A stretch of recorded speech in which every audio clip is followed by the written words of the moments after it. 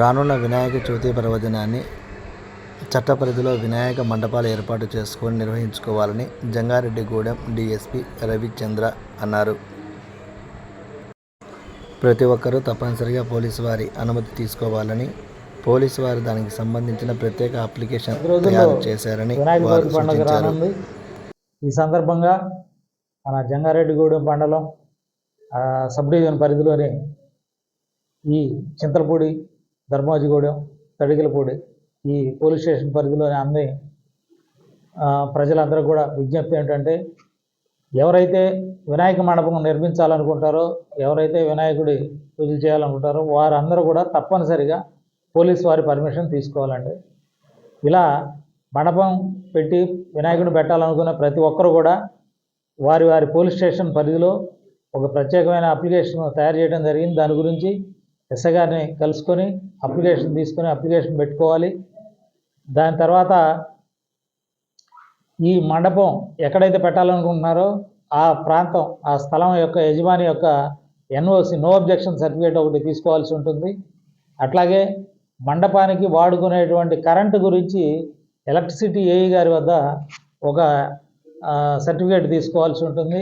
వాళ్ళ దగ్గర temporary connection కానీ లేదా మన సొంత కనెక్షన్లోంచి వాడుకోవడానికైనా సరే వాళ్ళ దగ్గర నుంచి మనం పర్మిషన్ ఒకటి తీసుకోవాల్సి ఉంటుంది. ఈ విధంగా స్థల యజమానిది అలాగే ఎలక్ట్రిసిటీ వారిది తీసుకొని మనం ఈ పర్మిషన్ గురించి అప్లై చేసుకోవాలి.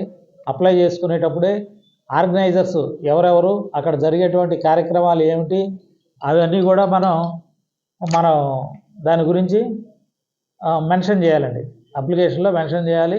తర్వాత ప్రతిరోజు కూడా అక్కడ ఉండేటువంటి వాలంటీర్స్, ఎవరైతే వాలంటీర్స్ ఉంటారో వాళ్ళందరి పేర్లు కూడా మెన్షన్ చేయాలి మన అప్లికేషన్లో.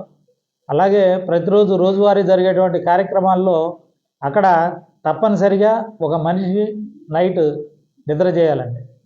ఎవరు లేకుండా అక్కడ వెళ్ళిపోయి తర్వాత ఎవరో వచ్చారు మా దగ్గర ఇక్కడ విగ్రహాన్ని పాడు చేశారు, ఇరగొట్టారు ఇవన్నీ చెప్తే కాదు.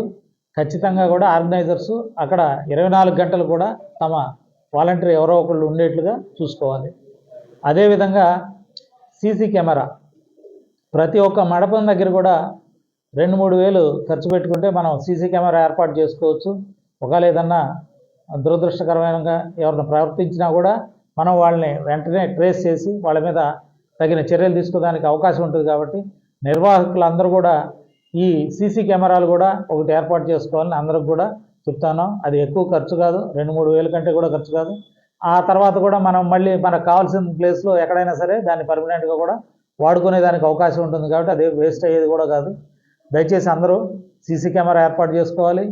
ఆర్గనైజర్స్ ఒక కమిటీ ఉండాలి. అలాగే 8వ తారీఖు మనం నిమజ్జనానికి వెళ్తాము, ఏ ప్లేస్లో నిమజ్జనం చేస్తాము, ఏ దారి గుండా మనం నిమజ్జనానికి మన ప్రొఫెషన్ తీసుకొని వెళ్తాము, ఎంతమందితో